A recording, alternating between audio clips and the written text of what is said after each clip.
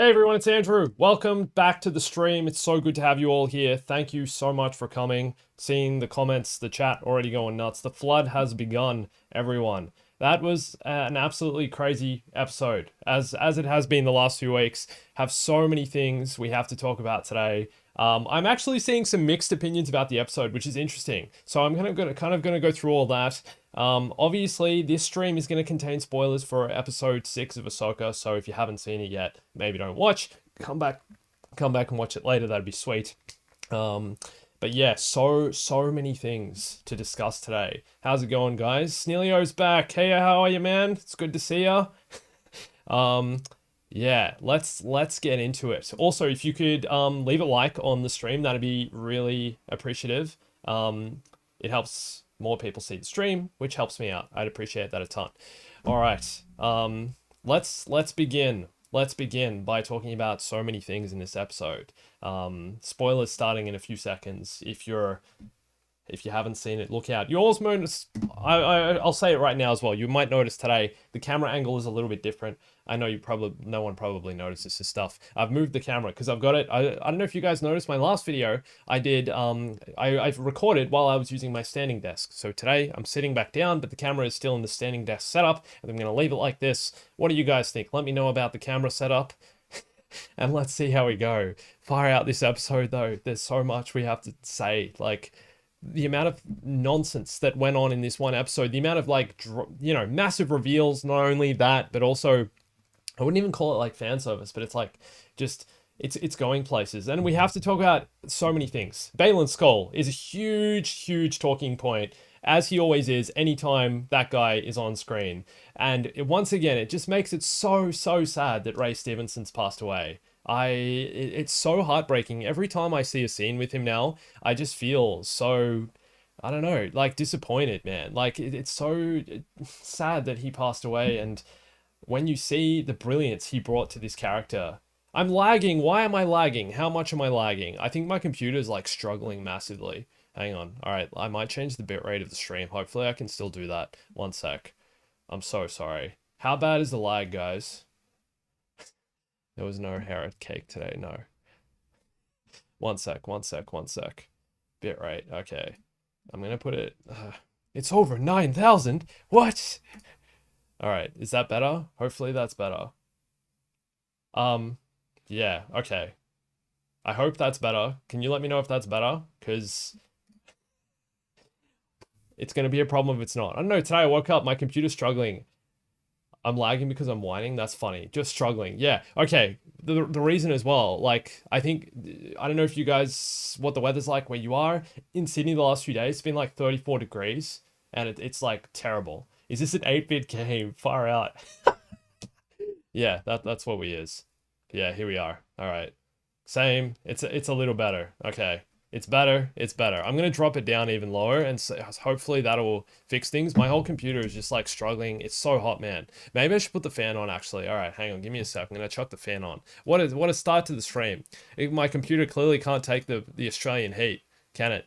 That's clearly what's going on. All right, let's drop it to, it's over 6,000. All right, let's see if that's better. I'll be back in 1 sec. I'm going to put my fan on. Why the lag?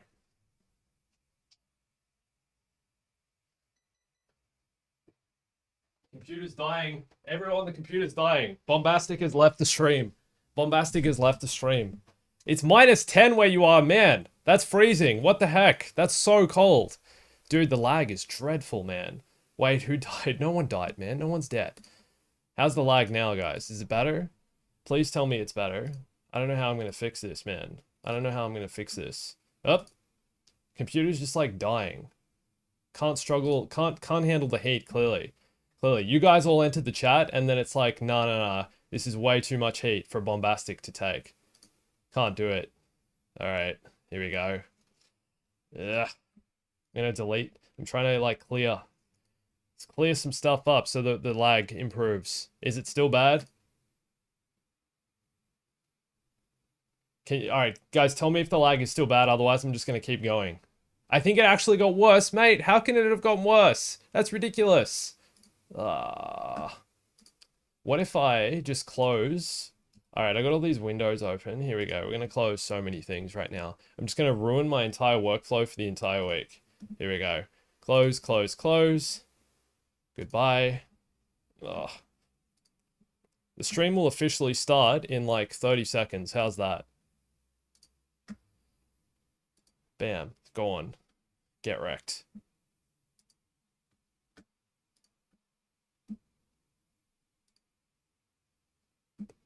I think Chrome is just dying as well. What if I... Alright. Hopefully that's fixed something. It's real bad. Okay, great. But just keep talking. Alright, guys, listen to my voice. If the lag is like really bad, then we'll see how we go. Getting a bit better, yes? Okay. Back to Ahsoka.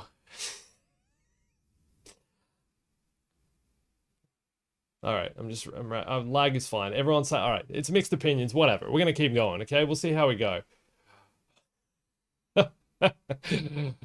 Yeah, I've quit other apps. Yeah, alright. We'll quit Discord as well. We're gonna quit this. Okay. Thanks, guys. I really appreciate the help. Once again, like I've said many times, still new to the whole streaming game.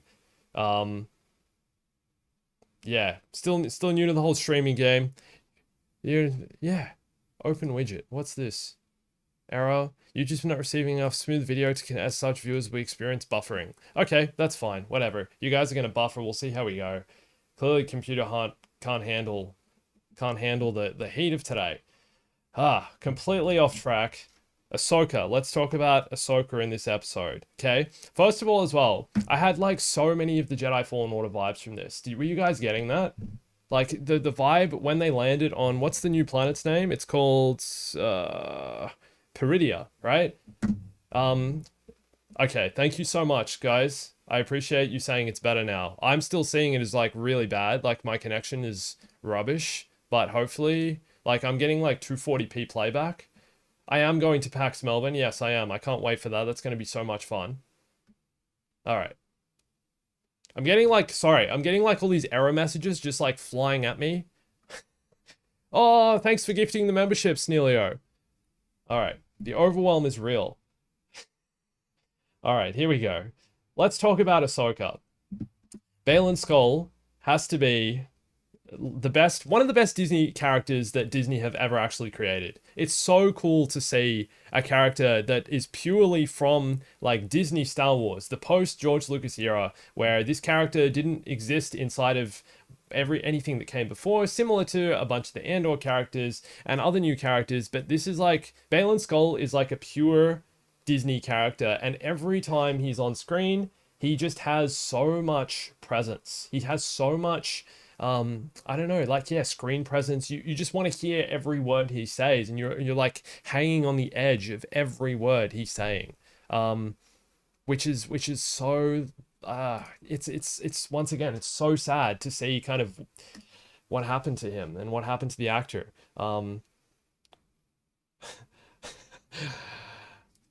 Yeah, I don't know, man. It hits hard. It hits hard. I get emotional about it, thinking about it, and thinking about like what he brought to the role and everything you see in the role, and kind of where it went and what it became. Thank you for the donation, Eli. I appreciate it, man. But the Jedi Fallen Order vibes, as soon as they land on this new planet, you're getting that like mystical sense of discovery and exploration that I think we had, that Jedi Fallen Order captured so well on Cal's journey. It was all about like exploring the galaxy and exploring these new worlds and venturing on it off into the unknown. And that's kind of what Ahsoka is doing right now. Upon this new first episode, we had, and based on what happened last episode, we had no idea where this show was going and what was going to happen next. Yeah, it was just like they're venturing into the complete unknown, into another galaxy. I also like that they call this episode Far, Far Away. Oh, by the way, right at the start, when Hu Yang's talking, I'm pretty sure that's the first time anyone has ever said a long time ago in a galaxy far, far away in Star Wars. That's the first time they've actually said those words in Star Wars. So that was so cool to hear. So cool to actually like have that as part of the show. Yeah, like that's canon now. That's in Star Wars. It's something they've said. I could be completely wrong about that. Maybe they've said it before. Do you guys remember them saying it before at some point? I'm not sure. You guys complaining about Thrawn? We're going to talk about Thrawn, okay? Thrawn, I honestly don't mind his appearance just because First of all, he walks in and I'm like, oh my gosh, they put Elon Musk in Star Wars. But also because he is so creepy and so scary and feels like a proper villain. He feels like a villain that's actually like, you know, he's I don't know, he's on the level of being menacing. And I'm not saying like he's on the same level as Darth Vader and Emperor Palpatine and stuff in that kind of villain, but as far as villains have gone in recent Star Wars projects, I'm putting him up there already. Even if you guys don't like his appearance, the hair is really interesting because it looks so like dyed, bleached black. Like it's so black, man, and so kind of, put into place. And obviously he's a Chiss, right? I believe that's his species with the red eyes, the blue skin, the black hair. Yeah, really cool to I don't know, see him finally make his way into live action, but at the same time, I didn't mind his appearance at all. I thought he's scary, he's menacing, his eyes are so creepy, man.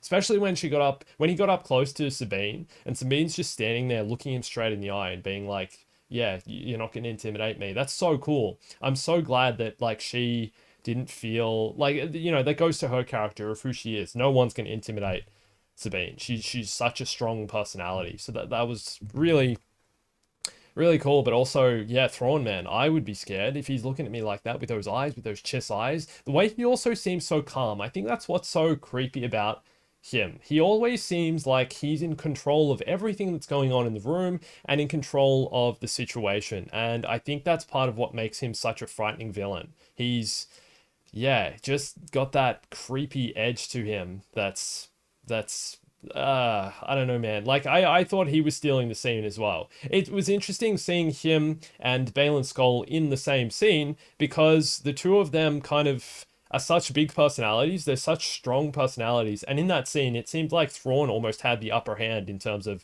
who was controlling the room. Obviously, he just made, well, I love the dramatic entrances in Star Wars as well. How dramatic was Thrawn's entrance, man? He just like, with all the, what are they, like remnant stormtroopers, I guess you'd call them, who I've seen some of you speculating are going to be something quite interesting. I'll talk about that in a sec.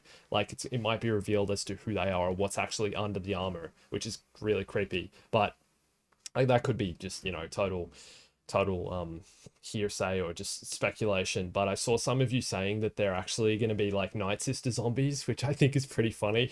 Can you imagine? Like they're all the undead Night Sisters or undead Night Brothers underneath the armor. That would be so creepy.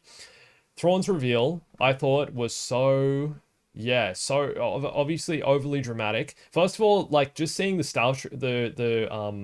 seeing his Star Destroyer show up was one of the most menacing entrances for a Star Destroyer, a modified Star Destroyer, one that's, I guess, it's traveled to this other galaxy. It's the same Star Destroyer that came here at the end of Star Wars Rebels. So, really, I don't know. I found it like so menacing. I love the suspense and the way they built it up, the eerie kind of soundscape they created around this new planet, and everything that kind of went down there, even as they're flying in, and you kind of see out the window of the ship as they're flying down, just a statue kind of fly by. It's such a kind of subtle way of introducing, yeah, this place is, somewhere we've never been before. It's somewhere that's probably, gonna have a dark past and be kind of mystical and just really, really creepy. So that was really cool to see.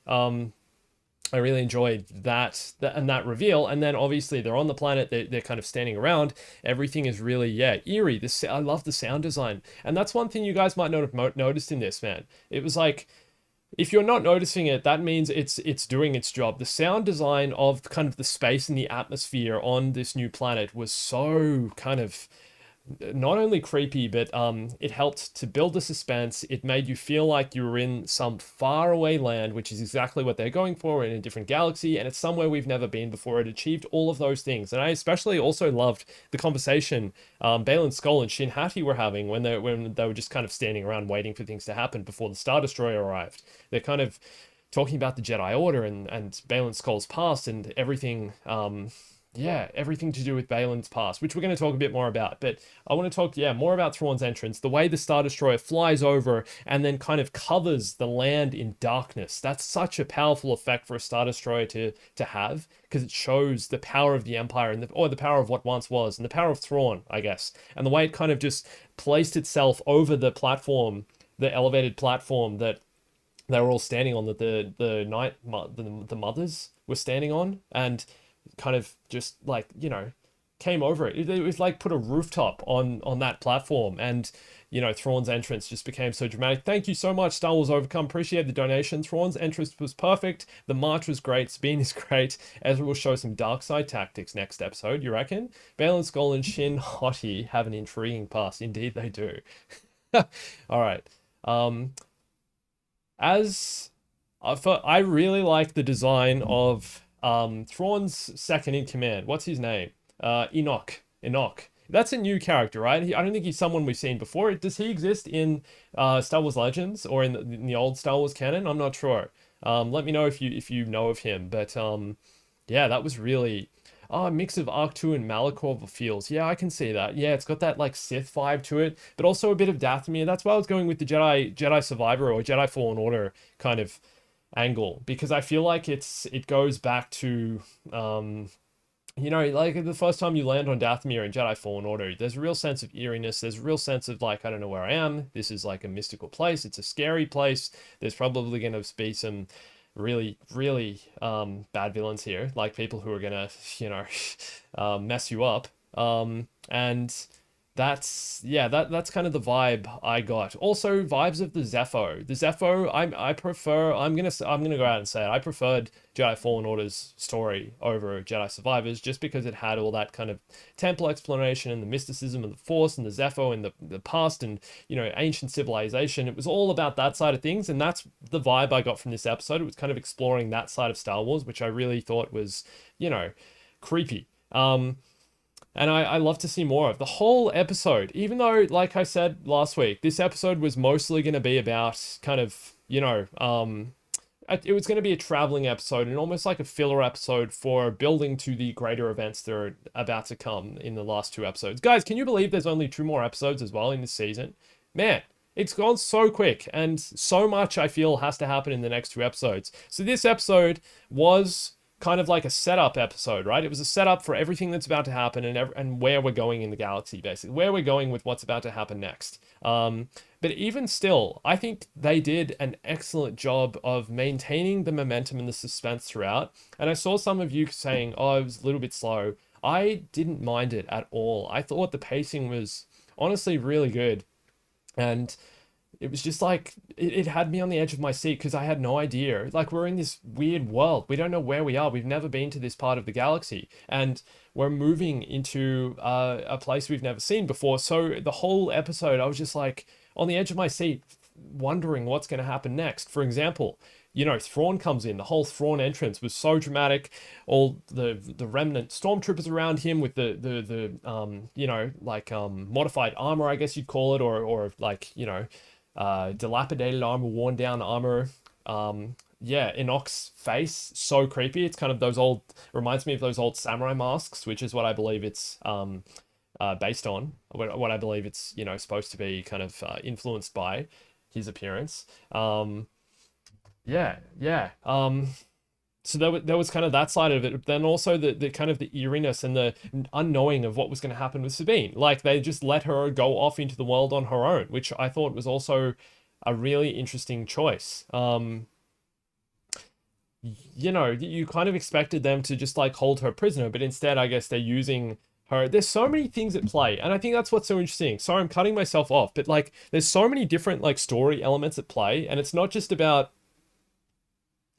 I don't know. It's not just about like the big overarching story of Thrawn trying to get back to the main Star Wars galaxy, right? It's more so about, so there's that side of it, but then there's also like Ahsoka's traveling here, so that's in the back of your mind. And then, okay, so Sabine's going to look for Ezra. Sabine finds Ezra. That's all happening. But then at the same time, you've got Baylan Skoll and Shin Hati traveling to look for Sabine and Ezra, like going after them to then eventually kill them. But then you've also got Thrawn thinking, okay, well, either they're going to stay on the planet and be stranded here, or they'll eventually come back with us. But at the same time, I don't trust Baylan Skoll anymore. He kind of said Ahsoka was dead when she's not. There's so many elements at play, and the politics between all the characters is what I'm really enjoying. And I think there's so many sides. I think that's part of it as well. Everyone has a different motive. Like, Sabine's motive was to find Ezra again, right? To get Ezra back. Love that, you know, the whole reason we're in this galaxy in the first place is just driven by that one thing, basically. The fact she had this selfish feeling to go and save Ezra.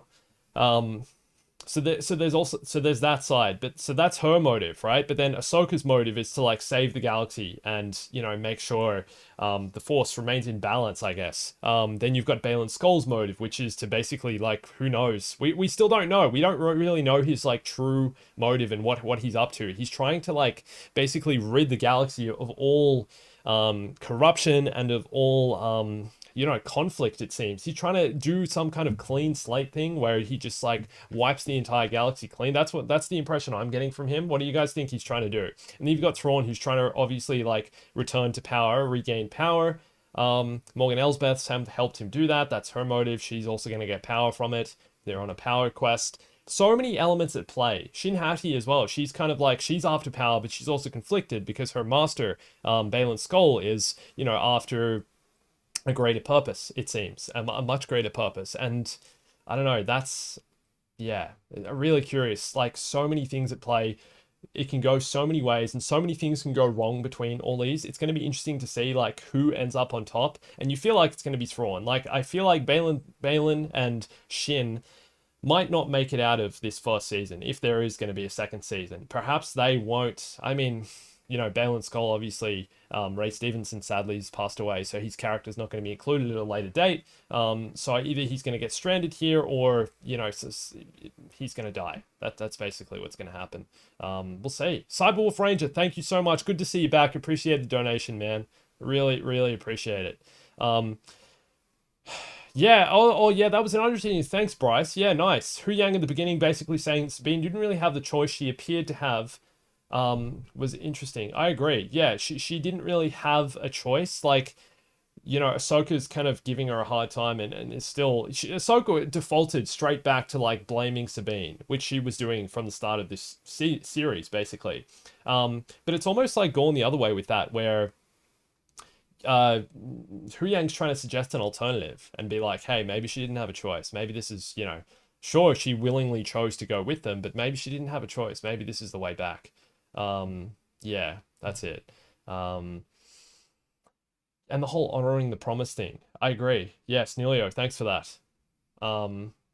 He's like honoring his promise to Sabine to get Ezra back, which obviously he has an ulterior motive around that, because if, you know, if she finds Ezra, which she inevitably does, they're going to end up killing them. But we still don't really know what Baylan's up to. Like, what is his plan with all this? Is he going to try and convince Ezra and Sabine to help him somehow like purge the galaxy or something? I don't know. Like, what's he actually doing? And how is Thrawn involved in this? We know, yeah, so he's there as a mercenary. That Morgan Elsbeth has brought him in as a mercenary to kind of help get Thrawn back. Which is what they've achieved, right? Thrawn is back. He's not back in the main galaxy yet, but he's back. So what is Baylan's like actual purpose for being here, though?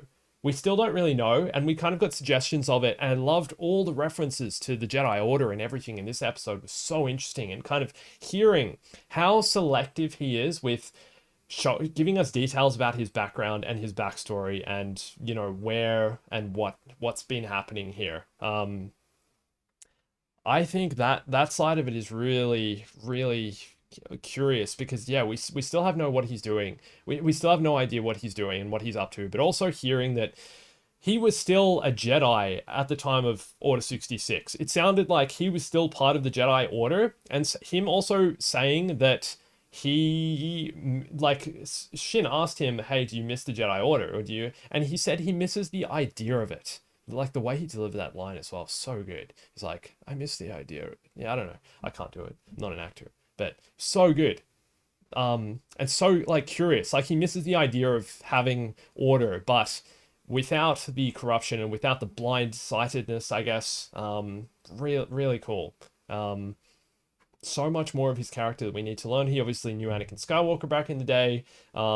It sounds like there was always something, like, a little bit sus about him, which is kind of what it seemed to imply. Ahsoka seemed to imply, because when she said, like, Anakin never mentioned you. I'm obviously curious if Anakin's going to show up again. But yeah, we're in this weird world. We don't know where we are. Oh, yeah, the whole Dathomirian stuff. We have to talk about that. All right. Thank you, Talzan man. Good to see you back. Thanks for the donation. Skull and Hottie get betrayed. Skull dies. Hottie escapes without heroes to get revenge. Hottie always asking about the order becomes Ahsoka's apprentice. Ahsoka's apprentice. Interesting. You think she'll turn? That's interesting. I didn't really see it that way. You think Ahsoka is gonna, sorry, you think Shin Hati is gonna return back to the light? Um, yeah, well, like again, both of those characters are so interesting because we first of all, like I said before, they're completely original characters, new characters that we've never had before in any other Star Wars property. They're original to Ahsoka and original to Disney Star Wars, which I think we need to give Dave Filoni a lot of credit for. Really cool. But at the same time, it feels like I don't know. It feels like I don't know. It just feels like we could more like they have almost like a higher purpose, which is kind of what Balin is trying to imply with what I don't we still don't know really what he's up to, but like something weird is going to happen with them, and it's the most gripping part about this show. Almost, I would say, is those two characters. Apart from yeah, the whole Thrawn return thing, amazing. But those two characters are such like good conflicted villains because at the same time, even though they are the villains of the show, we don't really know what they're up to, and I wouldn't really call them villains. They're almost like a gray external party, where you got Ahsoka and Sabine and the whole Rebels gang, right? Ezra, they're all the good guys, right? They're the protagonists of the show, and then you've got the antagonists being Thrawn and Morgan Elsbeth. But then Baylan Skoll and Shin Hati, even though they're also the antagonists, they are the villains. They're kind of on the outside of that and have some, I don't know, strange, weird, ulterior motive, something alternative, which I don't think we're going to be able to predict. And that I think that they're the reason I'm rating this show so highly. Like it's who they are and what they're bringing to it. Cyberwolf man, I appreciate the donation again. Thank you, dude. It's good to see you back again. Guys who've been coming every week, so good to see you. If you're new, thanks for coming as well. So nice to see you here. You guys liking Thrawn? Yeah. No clones in this episode as well. Okay. All right. I've got it like every week. I've got a huge list of notes I made during the stream. During the show. So I'm kind of gonna go through, talk about everything I kind of noticed, I guess. So I mentioned a long time ago in a galaxy far, far away thing. It's the first time I think apart from it's the first time we've heard this in any Star Wars show ever. Shin Hati as well, I have to say, she had like way more speaking lines in this episode than she's had in previous weeks, and it's interesting. I think I can't remember where she's from. Is she a Swedish actress? The actor who plays Shin Hati, is she from Sweden? Yeah, she has like a really interesting accent because it's coming across, and I don't know if that's her accent in the fact that I don't know if that's her actual accent or if she's like putting it on a bit and making, a bit more. Like, for example, Thrawn's character, that he's putting on an accent, which I am really appreciating. The way he's like whispering his lines as well is really curious. You guys are saying Thrawn's fat. I mean, what else is he going to do out here?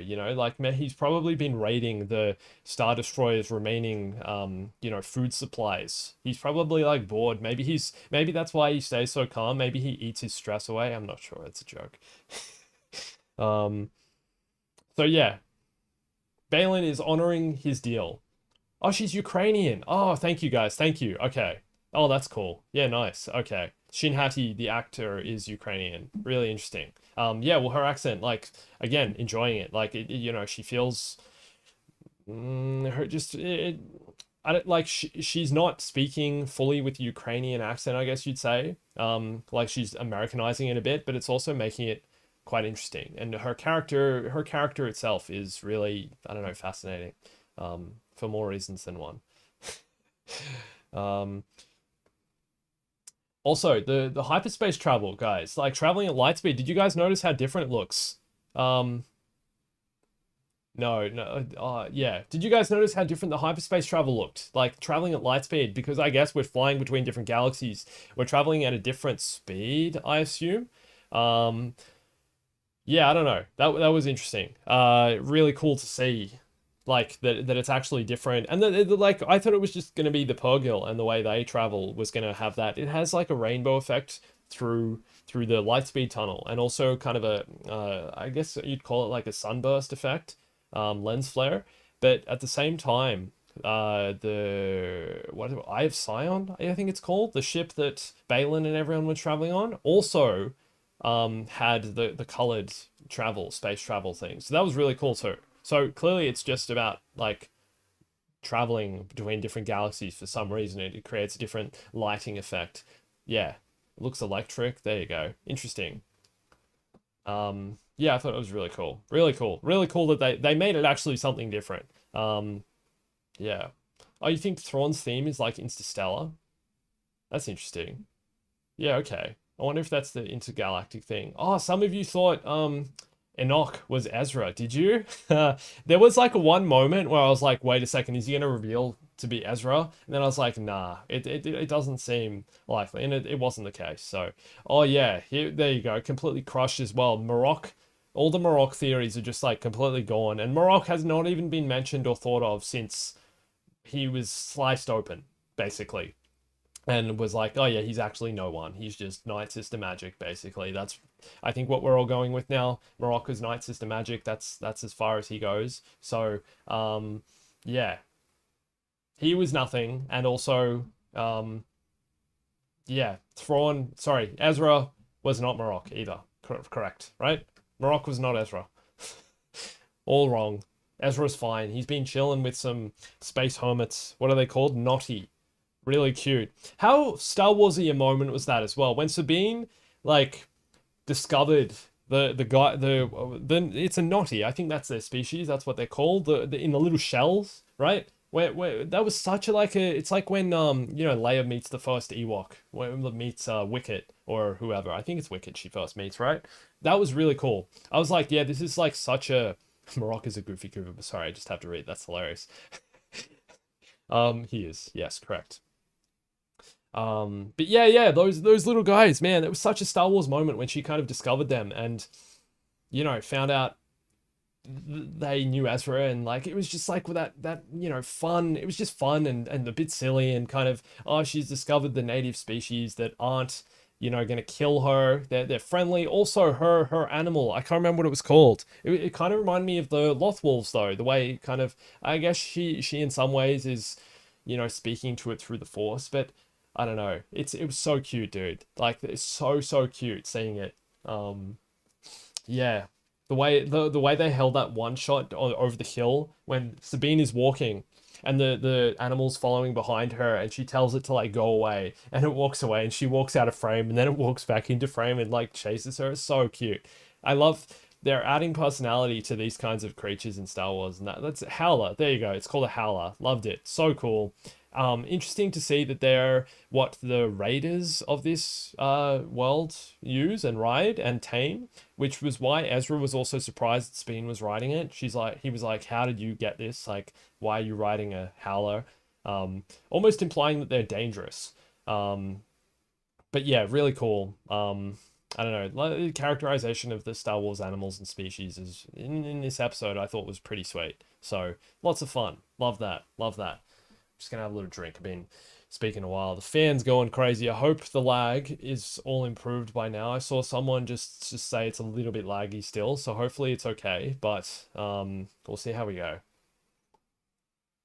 Like I'm saying, we're having a heat wave. What is it, like September? And it's 34 degrees today. This is unheard of. Like it doesn't get this hot at this time of year, which is not going to be good because here in Australia we get bad bushfires as well, and it's going to be a dry, hot summer. So hopefully it'll be good. But yeah, that's potentially why my computer's lagging. It's just my computer can't take the heat of all of you being here and supporting and talking about Ahsoka, which is lots of fun. Yeah, all right, so you guys are talking about the troopers are undead. Some of these troopers are undead. I really like the theory of that because, yeah, we kind of don't know, I guess, what lies beneath their mask, but that's also like really creepy and introduces once again that mysticism into Star Wars, which Ahsoka is nailing, absolutely nailing. You forgot I was in Australia. Where do you think I was from, mate? Um, yeah, I don't know. Really cool.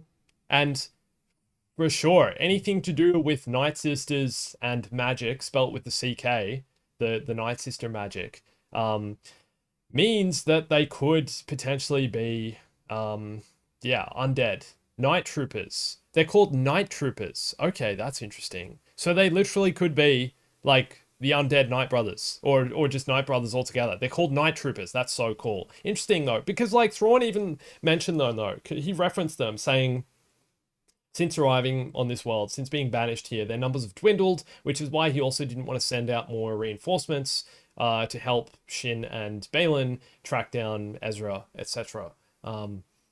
Okay, sorry, I just noticed my fan. So I've got this giant light above me here, which is like what's lighting my face up right now. And my fan that's on my ceiling has been like whacking it this entire time. And it's just like vibrating like that. I don't normally have the light up that high, but I've been using the standing desk a bunch. It's pretty funny. That could have been disastrous. Like this stream could have ended so badly and could have just, my whole room could have just collapsed. Like this could have collapsed on my desk, on my floor, whole thing. Anyway, side note, pretty funny that I didn't notice that. It's what happens when you're on stream, and I was freaking out about the stream strength and everything and the health of it. It tells you your stream health. My stream is healthier than I am. It says my stream is healthy. Stream health is excellent.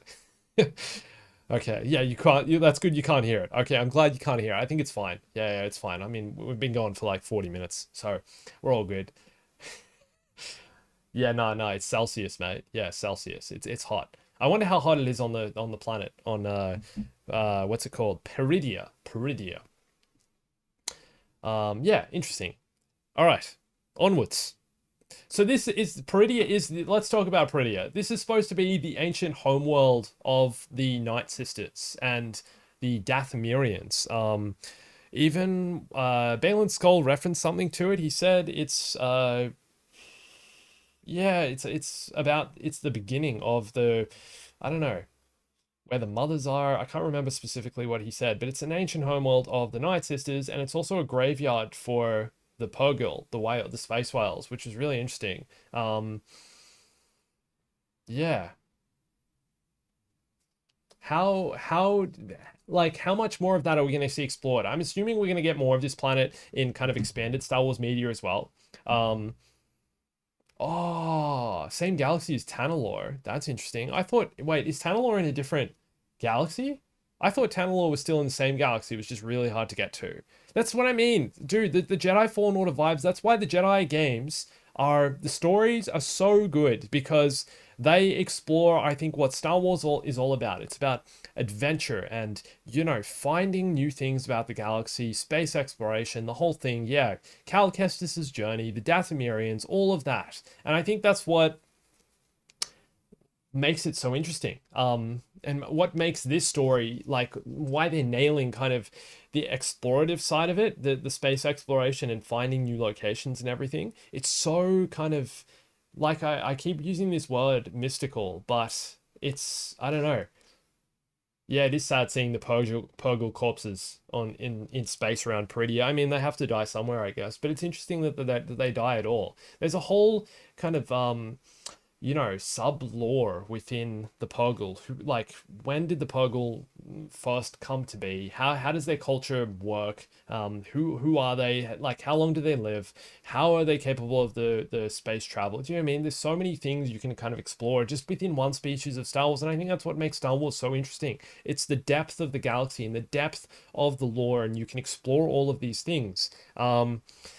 And that's what I think, like I said, that's what this show is nailing. And it's clearly what is going through Dave's head is like, okay, we need to explore the galaxy and explore these greater concepts and try and build lore around the mysticism of the Force and the Night Sisters and the Jedi and what happened after the Jedi Purge. And, here we go with Thrawn and, what happens if a Imperial remnant, basically, who was one of the great warlords of the Empire, was banished but is now trying to regain power. Like, I love the diversity of it and the diversity of the galaxy. And I think that's what makes Star Wars such a great breeding ground for discussion, for discussion and these kinds of things. Like you can say so much about it in so many and talk about such. It's Star Wars has so many niches, right? And that I think that's what makes it so brilliant. And I think Ahsoka is really going to that place and really trying to give us, I don't know, just take us into a mystical place. I love that word. It's what it feels. It's like the Jedi games. The whole Jedi games. Yeah, loving it. All right. The ship design. How cool was the ship that Baylan Skoll and Morgan Elsbeth and everyone used to come down to the planet? Really cool. It just like kind of broke off the side. It was like a triangle that broke off the side of the other ship and just flew down. Really like it looks like, the golden elements of it. I suppose it's supposed to be inspired by maybe like Dathomirian culture, but also it reminds me of kind of old Republic, High Republic kind of era stuff. It's just a bit, I don't know, sleeker, and all the gold and bronze elements, I think, give it a real aesthetic that's intriguing. I really like that ship. It was really cool. Ship design, new stuff, presenting new ideas. Like once again, the statues as well, reminding me of the Zepho statues from the Jedi games. So cool, so interesting. Reminding you of a hawk like flying down to the planet. Yeah, I can see that. Yeah, the way kind of the wings, I guess, like expanded outwards as well. Really cool stuff. Really cool design. I'm not sure if it was a practical effect or CGI. I'm assuming it's CGI. I don't know if they're going to that effort with this show for those particular things. Like I know the Razor Crest, almost every time you see the Razor Crest Mando ship, it's a real ship. Like it's a model, like they filmed the original trilogy with. But I'm pretty sure this show would be using CGI. I could be wrong. I really hope we get like a decent behind the scenes for Ahsoka, because there's so many scenes now from the last 3 episodes in particular that I want to explore. We had, those brief snippets that released the other day. Did you guys see them? I think it was only yesterday they came out about the behind the scenes of Anakin versus Ahsoka. And the world between worlds, the whole place was just filmed on a green screen, which is obviously kind of how it was, but I love that they create a whole world around it. And I want to see more of Anakin's stunts and Ahsoka's stunts and everything kind of they did to create that last episode, and also this one. Really hope we get a good behind the scenes this time. I don't know, the past few behind the scenes haven't been that great. Like they're nothing like the prequel behind the scenes as well. I've talked about like prequels are, in terms of behind the scenes footage and what they actually show, and the fact they're actually on set with the actors and interviewing them kind of live, and you're getting their live feedback while they're making the show. Like you're seeing them film the scenes and do the lightsaber duels and everything. And with recent kind of Star Wars projects, we haven't really had that kind of behind the scenes experience, which is honestly a bit disappointing. So much of what makes Star Wars interesting is the process of how they make it, and how they build the galaxy and they build the world on set, and how they develop the characters, and we want to see all those practical effects, especially because Star Wars was so influential in developing them. ILM, George Lucas founded ILM for the purpose of creating the original Star Wars, but also for the purpose of expanding practical effects and visual effects into the future, and they're still doing that. I want to see more of that, and I really hope this show gets good behind the scenes, because it honestly deserves it. With some of the new stuff they're doing, the new planets, the ships, the lightsaber duels. How good was Sabine's fight with those raiders, by the way? So such good choreography, and you saw how competent she is. Obviously, yeah, she had a bunch of plot armor, and her real armor deflected a bunch of blasts, but at the same, and, thankfully she didn't get shot in the head because she wasn't wearing her helmet. That's what I said. That's why she has the plot armor. But at the same time, I was so kind of impressed with just that scene. It could have been a little more brutal, if I'm being honest. Like, when she kind of sliced through a few of them, it just looked a bit, like a Disney lightsaber. But at the same time, the actual choreography of the fight I thought was really fun, and really showed how her, it reminded us that Sabine is a Mandalorian. She knows how to fight, and she's pretty good at it. And we've kind of seen her in a few situations in the last few weeks where it's looked like she hasn't been as strong as we've seen her in previous episodes, but only because she's been facing a tougher adversary, like the Dark Jedi, like Shin Hati, basically, or Baylan, or, the other, I don't know. She knows how to fight, and that's really cool to see. Yeah, I love the choreography in that scene. It was really fun. Um, yeah, the modified Star Destroyer, the Chimera, really cool. What did they change with it though? Um, you shouldn't bring a staff to a lightsaber fight. Oh yeah, you're right. The scavengers that she fought, they had like the Japanese samurai armor. It's kind of reminding me of some Ghost of Tsushima kind of stuff. Did anyone play that game? So much fun. Love Ghost of Tsushima. And kind of, in a similar vibe, I guess, to the Jedi games in some ways. Combat's a bit different, but I liked it. You had the different stances. That was such a cool part of the game, which they kind of explored in Jedi Survivor. But yeah, man, this fan is like I told you, I got the fan on. It's making my nose itchy because it's like blowing the whole room around. Sorry about that. Um, oh, Enoch. Okay, I have to talk about Enoch's character, man. So Enoch is Thrawn's like first in command, basically. It's like the guy under Thrawn who's the leader of all the what did we call them? The undead. No, the night troopers. That's it. The night troopers. Really cool. Stormtroopers, but of the night, of the undead night troopers. Enoch was the guy with the samurai mask on his face and helmet. Really cool armor, first of all. I don't know if you guys noticed as well, he's quite a bit shorter, he looks to be, than some of the other troopers in the army, which I thought was also quite interesting. Like the fact he's shorter, but he's the leader. Not to say he can't be, but he just didn't have like a commanding presence in some ways. But his mask and his kind of accent and voice made his character and made him creepy. Duct tape troopers. That's so true. I know they had all tape around them and stuff. They some of them had like tied rope around their like shin guards and stuff. That's pretty funny. Um, yeah. But I don't know his character, Enoch's character. I wonder who plays him. I'm not sure. I haven't looked at that. I'll find out later, I guess. But really, really kind of just I don't know. I like how he spoke. He was like almost like a stormtrooper of honor. Like there was something about him that was a bit different. Yeah, like a gladiator. Here we go. The design. You guys loving it as well. Yeah, he's a little short to be a stormtrooper. So true. Why did I not say that myself? That's great. Um, but yeah, he said so as he sends off Sabine. He's like warning her about the bandits in the world, and you might not be able to come back. And then as she starts riding off, he's like, die well. The way he delivered that line was so kind of that really hit me. And I was like, wow, this, it shows his character and it adds to that, you know, fantasy mysticism that I was talking about. He's played by Wes Chatham, who played Amos in The Expanse. Amos. I don't know who that is. Cool. Um, Yeah, I don't know. Yeah. Oh, here we go. Yeah, I agree. I'll talk about that in a sec. But yeah, I don't know. Enoch's character, really enjoyed that. Really enjoyed he seems like a warrior of honor, and there's something kind of he seems battle hardened, conditioned, and like there's kind of I don't know. He has a dark past. So I want to explore more of who he is. I love that they're introducing these characters who are probably, let's be real, not going to find out too much more about. For example, Marok. Am I right, everyone? But yeah, really curious as to who he is, where he came from. Was he a stormtrooper? Was he a general? Was he like I don't know, a leader in the stormtrooper army? Can you imagine if he was like a clone trooper or something like that? That'd be nuts. But anyway, really cool.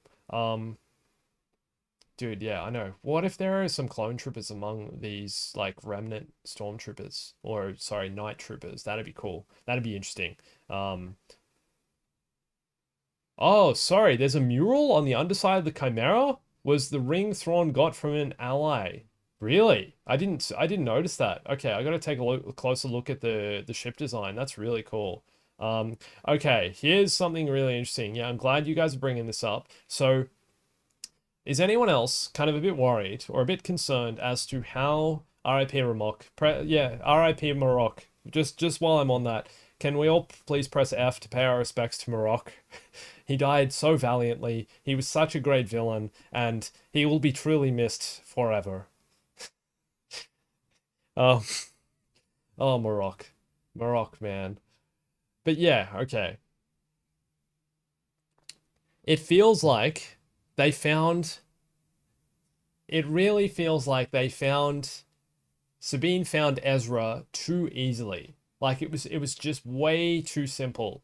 And she kind of just like showed up, and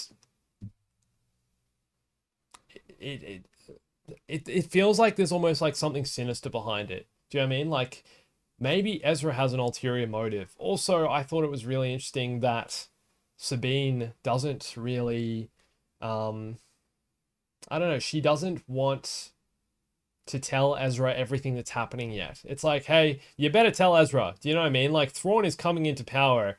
I know you want to enjoy this moment, but let's be real. You've already been selfish enough by coming into this galaxy, potentially risking the reemergence of one of the, greatest villains and,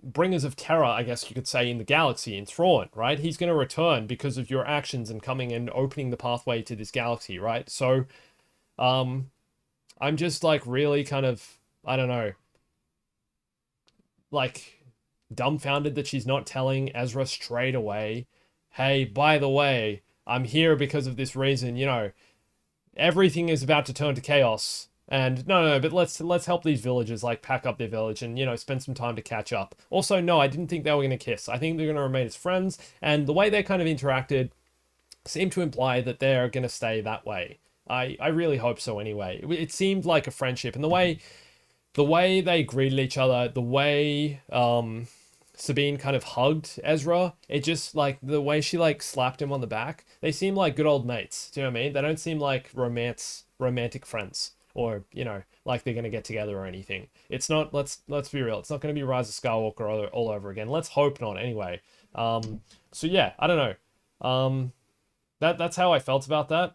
Uh, and I really am surprised. Yeah, she's not actually telling him, and I think it's going to be her downfall again, and their downfall, and it's going to lead to something really dark and dangerous, and potentially someone's going to suffer and die because of it. Maybe Ezra's going to die. We don't know. We don't know how much involvement he's going to have from this point forward. We don't know how much anyone is going to have from this point forward. I feel like Sabine is going to have to live with her actions. Like the consequence for what she's done is still coming, and she hasn't felt the repercussions of that just yet.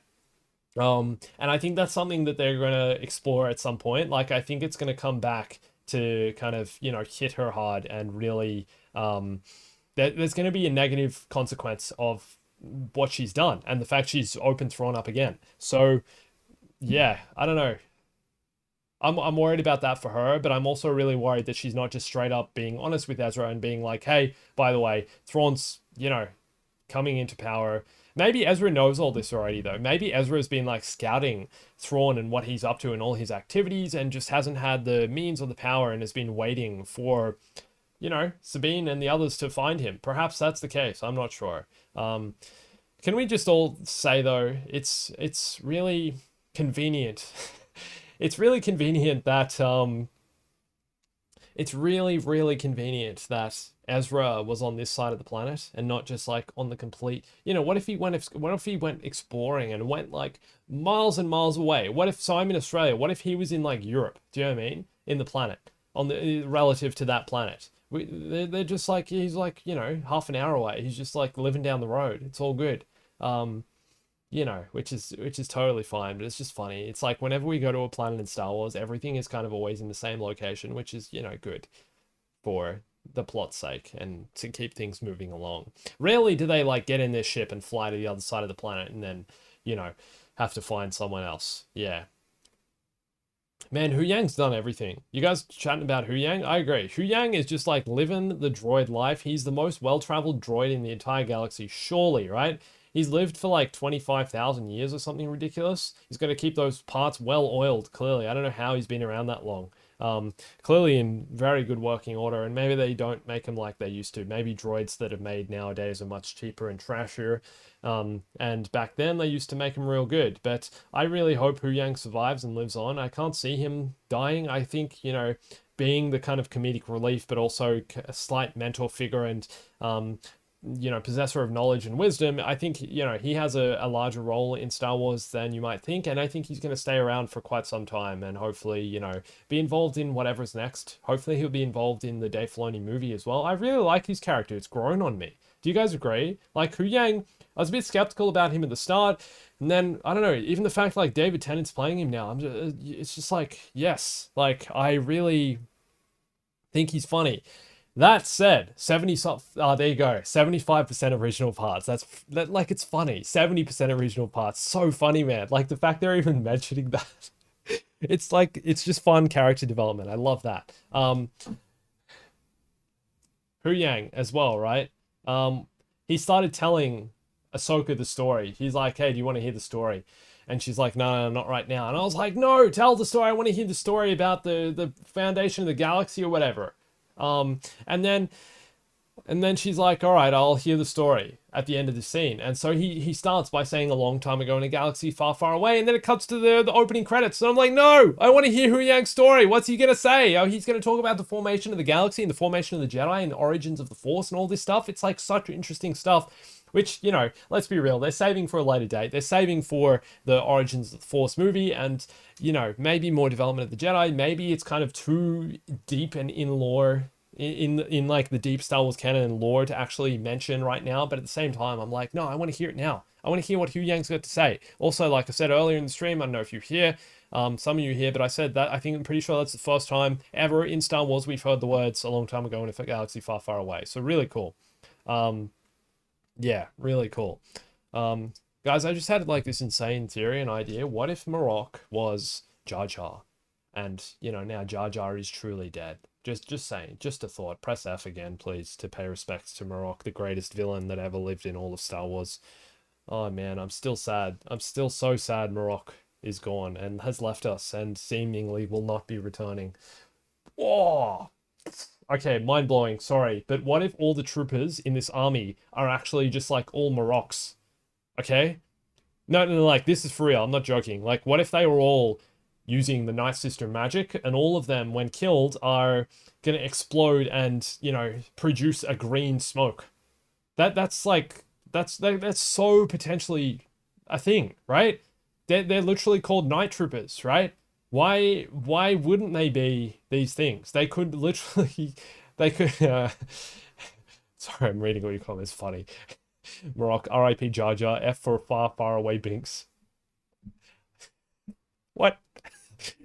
uh yeah, I don't know.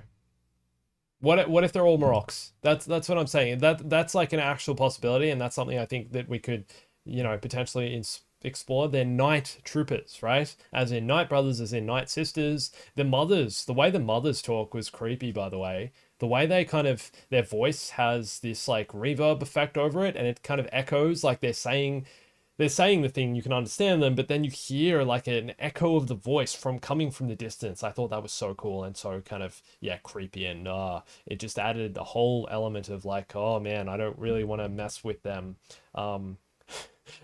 Yeah, I didn't know what they were going to do to Sabine as well. I thought they were literally going to just like kill her straight up. I thought they're going to be like, yeah, whatever. We're going to, you know, send these balls around you at the start, the map ball things, and they're going to like slice you. You know, who knows? They could have done anything. They're powerful. We don't really know what they're doing. We also don't really know, like, what's their motive?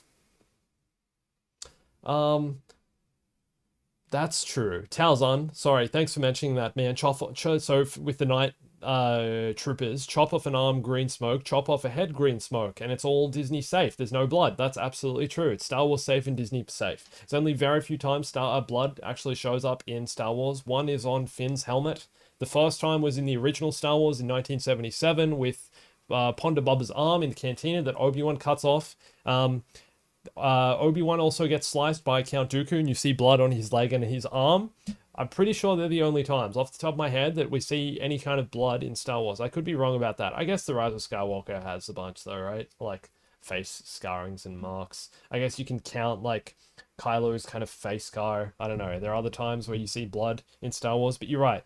Using these, like, Night Brother and Night Sister magic, if everyone's, like, a green smoke monster, as I'm gonna call them from now on, then it's very possible that Disney can kind of be as brutal as they want with, you know, killing these guys, because they're all just going to explode into green gas. It's not a problem. Yeah, it was before Disney. That's true. Disney haven't done it many times. You think Maul's going to return again just because of the night sisters, really, and the mothers, really. I don't know. I think they're done with Maul for now, and I think if all right, the thing is as well, if the Maul thing, right? If they're doing this Lando movie, did you guys hear about during this week? I'm gonna just for briefly. We'll get back to Ahsoka in a second, but just briefly, this week they revealed. It was revealed that the Lando show, which is being developed by Donald Glover and his brother, is now going to be a film. It's a movie. They're making a movie, which adds to like the other, I don't know, how many movies they're making, like 6 other movies or something like that. Including, there's a movie about Rey rebuilding the Jedi Order. There's a movie about the origins of the Jedi, which is directed by James Mangold, who's the same guy who did the latest Indiana Jones film. There's Dave Filoni's film with Mando and Ahsoka and everyone in it, the kind of, big climactic cinematic universe thing. There's Sean Levy's film, which we know nothing about. That guy he's directing the latest Deadpool, I think. And then there's also like Taika Waititi's film, and now we're getting a Lando film as well. The Lando is going to be a movie. So if Maul is going to return, I would say it would be in Lando, seeing as though it's going to take place in that part of the timeline where Maul is, doing all the Crimson Sun kind of stuff. Yeah. I think it's going to be then. I don't know. That's my theory. I don't think Maul is going to somehow return in Ahsoka. I could be totally wrong though. It would feel weird. So like introduce yet another character like that. Like we know all the major players now. I think they're done with the character reveals in Ahsoka. Like we got Thrawn and Ezra this week. Like 2 massive new characters joining the show basically. And I think that's kind of going to be it. And then the next 2 episodes are just going to be about everything kind of playing out. It's done the setup. We know what's happening. Shin Hati, Baylan Skoll are going after Sabine and Ezra. We got Thrawn trying to get back to the main galaxy, but also not really caring about what's going to happen with, Shin Hati, Baylan, all those. We got Ahsoka coming in from the other galaxy. She's going to, cause havoc, cause chaos, try and stop Thrawn. So I think all the major players are at play now, and I don't think it's going to be suddenly randomly like, oh, and by the way, Darth Maul's here as well. No, I don't think so. That's my opinion anyway. Maul died. Maul's dead. He's dead like a long time ago. And yeah, sure, they could potentially like revive him using the night, the magic, night brother, night sister magic, the mother magic, I'm going to call it. But I'd say no. Yeah, no more. Some characters just need to stay dead, Like, we all know Darth Jar Jar's hiding somewhere in the shadows. So unless he is somehow resurrecting everyone, like, I think some characters need to stay dead, Yeah, let's go with that.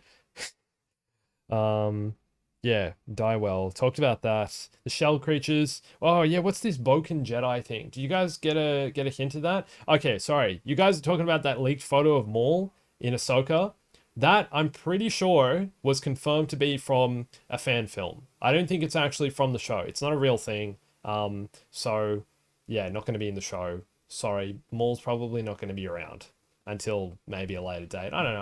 I don't think Disney are done with Darth Maul though. I think, all these characters will inevitably come back at some point, whether that's in 5 years or 20 years or who knows how many, Star Wars is going to go on forever. So strap in, folks. It's going to be a wild ride. The Boken Jedi. What do you guys remember what that was about? When he was talking about, the way it was, okay, this was Baylan Skoll talking about how Ezra was trained as a Jedi, how Kanan trained Ezra as a Jedi. He described them as Boken, I think, is how you say it, Boken Jedi, which I believe is when Jedi are trained outside of normal circumstances. They're kind of like I think Boken just means trained in the wild. Yeah, correct. Yeah. Trained in the wild. They're Jedi that weren't trained in a more traditional means, like in the Jedi Temple, in part of the kind of, Jedi organization and Jedi, a wild Jedi. It's a wild Jedi. It's a Jedi that's been trained while, on the go, on the run. One thing I just realized as well, some parts of this episode kind of gave me Star Wars Visions vibes, which was pretty cool. Some of those episodes of Star Wars Visions where it's like, very obviously like Japanese inspired with the anime style, but also just like being kind of, the pauses and the moments and the character reveals and the pacing was inspired by that. I'm thinking of that episode with the like the Master and the Apprentice Jedi, and then that really really old Sith Lord who they went on to like take down. It's kind of giving me that vibe. I don't know why. Just really cool episode. Really cool ideas. Love Visions. Visions is cool, man. I wish we got more Visions. I hope they're doing a part 3 of Visions. I think it's heaps of fun. Yeah, it's like poetry, it rhymes. There you go. There you go. Boken means Jedi trained in the wild. Thanks, guys. I appreciate that. I don't think we're going to get to see Cal. No, I really don't. I really don't. I really hope they're keeping Cal Kestis separate. Oh, that's the other massive news. I don't know if you guys caught. If you haven't seen it, go watch the video, my latest video on this channel, on the main channel. But yeah, it's so Stig Asmussen, who's the game director for Jedi Fallen Order and Jedi Survivor, is leaving. He's left. He doesn't work at Respawn anymore. He's not going to be the creative director for Jedi 3, which is kind of concerning, seeing as though he seemed to be one of the major creative forces driving those games forward. And the reason they have the stories they have, the reason they have the characterization, the exploration, and so many of the game elements, but also the story elements. So I don't know. I'm a bit worried about where those games are going now. What their next one is. Yeah. We'll see. But really interesting. So yeah, I don't know. Let's talk about the Witch Kingdom of the Dathomiri, as Balin Skull put it. This planet, which is called Peridia, and I keep forgetting. It's hard to remember. Peridia, it's a new name, you know what I mean? This planet, Peridia, which apparently is the Witch Kingdom of the Dathomiri, is somewhere that it seems like has a long history and a dark past, but also like there's kind of, way more to it than I think we all thought. And even though, I don't know, even though this galaxy we're in now, this new galaxy, is somewhere I don't think, like, it's somewhere we weren't expecting to be, and it is kind of throwing us off in that it feels foreign, and it feels like it's full of the unknown, basically.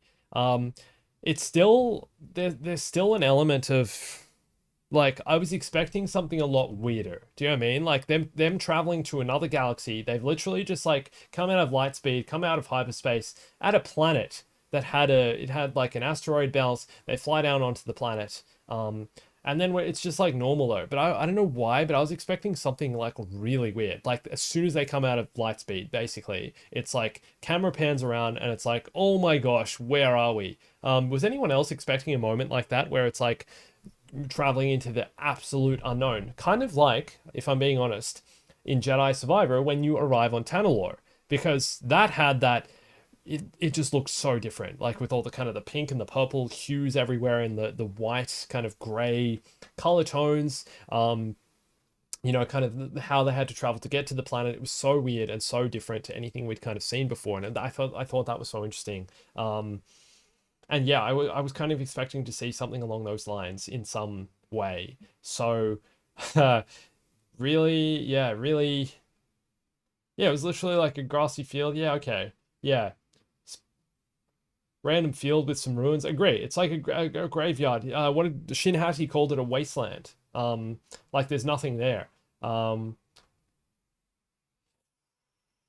Yeah, and yeah, I agree. Yeah, Tanalorr did feel empty, and I wish they had done more with it. But the vibe there was really cool. Like I enjoyed really kind of like where they were, what they were doing there, and just like the tone of the planet was really weird and creepy, and you felt like you were somewhere like, yeah, we are in a different galaxy. Whereas this place, even though it is kind of eerie and stuff, it still feels kind of, I don't know, like we could be in the normal Star Wars galaxy. That's all I'm saying. I thought it'd be like way, way, way different. Yeah, my opinion on that.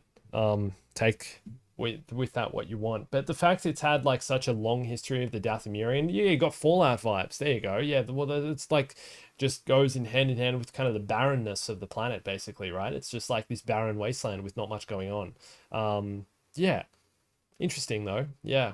Thanks for the donation, John R. Appreciate it. Thanks, dude. I also thought it was interesting. I think we have to talk a little bit more about Ezra, because he, like I was saying, we don't really know what he's been up to this whole time. And obviously, I think we're going to learn that in the next episode. And he's, assimilated with these Noti species. And it's just like, chilling with them and traveling with them. And he's found like friends in them, I guess, and companions. But also, he said he really can't wait to go home. That's what he said to Sabine. And Sabine had this worried look on her face at the end, which obviously we know why, because she's like, yeah, I have no idea how we're getting home. And we're possibly screwed being here. But we don't know what he's been up to, and I'm really curious to learn, like, has he just been kind of living off the land, living with these creatures, just chilling? Yeah, obviously he's like grown his beard out, he's grown his hair out, he looks very different to how he did at the end of Rebels. It's been years, I think. How long has it been since he left here on Rebels? And he even said, I think he said to Sabine, he's like, oh, what took you so long? Or I wish you'd got here sooner, or something like that. Yeah. Oh yeah, but yeah, like, what do you think he's up to? I'm not sure. I really don't like. I want to know what he's been doing this entire time. Um, and yeah, well, like what his kind of plan is for being here and what he was planning to do. He seemed like quite calm for someone who's spent, possibly years not talking to another actual person, another human at least. 10 years, 12 years, there you go. 8 years, 10 years, 12 years, somewhere around there, 10-ish years. So he's been here for 10 years without speaking to anyone basically and just living off the land. So like, what's he been up to this entire time? Does he even remember how to be a Jedi? Do you know what I mean? Eating snails, there you go. Really, yeah, really, I don't know. I'm kind of worried for him. I'm worried as well, and I'm worried he's not going to make it off this world. I don't know. I feel like I said, Sabine, there's going to be some consequence for her actions, for her selfish actions of coming to save Ezra, and it feels like something bad's going to happen. That's all, and that could be something to do with Ezra, especially seeing as though Ezra was the main focus of Star Wars Rebels, and he's a character that's only been introduced late into this season of Ahsoka, right? So his kind of fate is a bit up in the air. It's not like we've connected with him throughout this season. I feel like something bad could happen to him. Maybe he's not going to make it through. I'm not sure. Really interesting. There was one comment from one of you I wanted to read. I think it was about Balin's skull. Let me just find it. Yeah, this thing Balin is searching for. Thanks, McNeil. What is your opinion of the thing Balin is searching for? What do you guys think he's searching for? I mean, that's the real question. We have literally no idea. It could be anything. But whatever it is, it's gonna like purge. I don't know. He's gonna purge. He's gonna like. Balin wants to like, destroy everything. That's kind of what was implied from the beginning of his introduction in episode 1. As soon as he landed, you have to destroy in order to create. That's something he said in this series. Might have been episode 1, I don't remember. Some of you saying he's looking for the sun. Okay, that could be the case. Yeah, true. A giant kyber crystal. You think Ezra is the thing. Why though? Interesting. Oh, true. Okay, yeah, why though? And that's his intention of like going to meet Ezra. There's going to be a massive reveal in this next episode. Maybe Ezra is the son. I don't know. But like, and what? He's going to like use the Force to manipulate. I don't know. He's going to use the Force to like, this is like giant Force power to manipulate the galaxy and establish like intergalactic peace or intergalactic, I don't know, like, I don't know what he's doing. Like, if he's not searching for power, what's he searching for, and what's it going to get him? Is it a gateway into the world between worlds? Is it going to get mystical? Is he searching for the key to, like, I don't know, somehow, like, something to do with Anakin? Yeah, he's just searching for Darth Jar Jar. Far out. Like, we literally have no idea. Great. Darth Purgil. That's fine. Yeah, I know. The evil Purgil as well. Abeloth, the mother. Okay. Yeah, okay. Maybe it's going to be something that the Yuzon Vong. Okay. Which he will allow into his own galaxy and take over, therefore ending the cycle of wars that he's mentioned. Okay, that's interesting. Maybe he's searching for the Zepho. This planet is like the Garden of Eden, the start of the universe. Okay, like, yeah, so many theories, and they're all like valid. I think they're all really interesting and valid comments. Oh, yes, Ezra has more powerful powers as shown through his ability to access the world between worlds, which even Palpatine could do on his level, which is why maybe Balin is trying to access Ezra, because if Okay, so you were saying if Balin Skull can somehow get access to the world between worlds, he's going to be able to manipulate the events of the galaxy and the consequences of them. That's really fascinating. Okay, I like the idea of that, and yeah, I think Ezra, you're right, is probably the key to all of this. Just referencing George Lucas. George, it's not George. Maybe, but then again, maybe it's like George's theory from all along. George's like concept from all along. Maybe Jar Jar is the key to all of this. Maybe it's all about Jar Jar, or maybe it's Ezra. We don't know. It's gonna be something. It's really interesting. Any other questions you guys have? I'd love to answer some of your questions. Let's just like talk for 10 minutes, and I'm gonna just like go through some of your questions. They can be questions about the show. They can be questions about YouTube. I'm working on a bunch of videos. I say that all the time. I've got so much I'm kind of working on all at once, and I'm so excited to be sharing with you. Also, by the way, I'm heading to PAX in Melbourne in 2 weeks' time. I think it starts in about 2 weeks. I'm going to be there, I'm pretty sure, every day of PAX. So if you're heading down to Melbourne, or if you're in Melbourne for PAX, it's like a gaming event. It's like a big gaming event. I think it's the biggest one in Australia, actually. Come, I'll be there. I'm going to try and do a meet and greet. Would love to meet some of you guys. It's going to be so much fun. Really, really excited for that. I'm going to have to get videos ready before.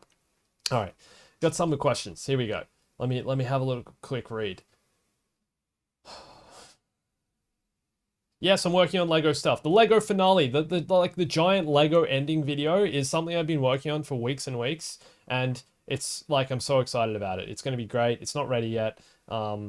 Yeah, and I'm also getting something ready potentially to launch alongside that. So that's going to be fun. So it's just like many things in the works at once. And these streams have honestly been a fun way for me to like kind of stay in touch with you guys in between videos. I'm really enjoying doing these streams. I've been looking forward to it every week. I'm like, yeah, I can't wait to kind of get on with you guys and chat about Ahsoka, chat about Star Wars, chat about everything. Anything you guys got going on. What Star Wars game do I want to be a show or a movie? I want Star Wars games to stay as games and Star Wars movies to stay as movies, I think. But actually, that's not true, because like I liked, like the Revenge of the Sith video game, I think is amazing. I love that we got a tie-in game for that. I would love for them to do like a Republic Commando movie. I think that'd be so much fun. Like exploring the Commandos, get Tamora Morrison in the role, like, explore their personalities in a film that make it darker, make it more intense, make it like an army film, but it's about the clones. That'd be so cool.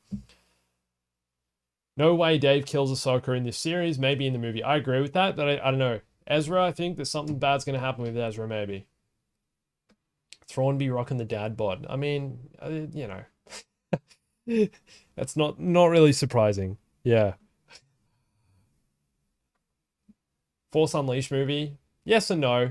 I don't know. I think they're okay as games. I'd like them to stay as games, Yeah. I like the Force Unleashed games. I'm going to play them again. I haven't played them, I think, since they came out. Long time ago.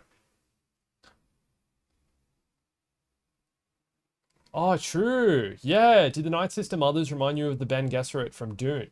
Also, the fortress kind of looked like Minas Tirith from Lord of the Rings. Okay, I don't know what that, I can't remember what that is. But yeah, you're right. I agree. They had the Ben Gesserit. I think that's how you say it anyway. I read the book. I haven't seen the movie. But yeah, it kind of has that feeling. Hey, yeah. They have the same like weird mystical vibe and weird kind of, there's something, they have a larger power than we kind of understand, and that's what makes them interesting. Lego Yoda death sounds versus Darth Jar Jar movie. What? It's like doing Alien vs Predator or something like that, except on a whole nother level. Yes, Imperial Commando 2. So want to see that game. Would love to see that. Oh, that's too tough, man. Which is better, Lego Yoda death sound or Anakin's death sound for the Revenge of the Sith video game? Anakin's death sound is pretty painful to listen to from that game. It's terrible. It's terrible, which is why I included it so many times in my recent video about the game, about the bonus missions. If you haven't seen that, go watch it. But yeah, I don't know. That's tough. I have to go Yoda's death sound just because it's like hilarious and iconic, and it's actually in the film. Did you know it's in his duel with Count Dooku? Yoda screams like that. That's where they got it from. He screams like that when he's like jumping around. It's in his duel with Count Dooku. That's the Lego death sound.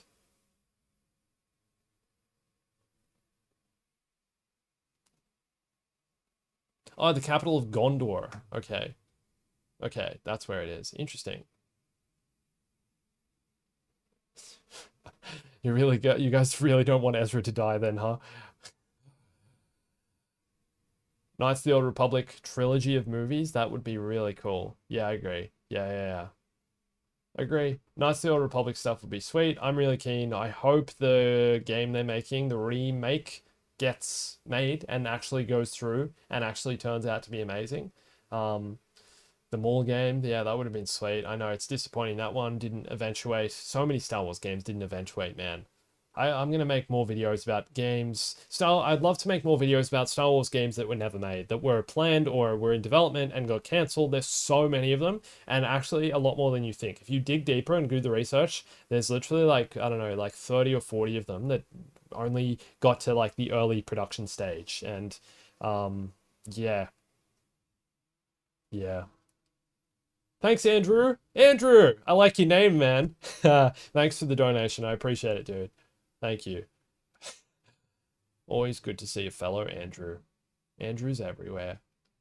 It's not true. I don't actually know any other Andrews. Hey, I don't think I do. Do I know? No. I'm the only Andrew in my life. How does that feel? High Republic movie? Yeah, agree. Yeah. Which one is that? The High Republic movie. I thought it was just a show. I thought they're doing Acolyte. Is there a movie as well? What's the High Republic movie? Whose movie is that? Is that I don't know. Whose movie is the High Republic movie? I didn't know. Yeah, there was gonna be one. Hu Yang versus C-3PO. I mean, in a fight, Hu Yang wins 100%. You seen that guy fight? He's got like 4 arms. He'll beat you up, destroy you. The gold face dude is Darth Jar Jar. You think Enoch is Darth Jar Jar?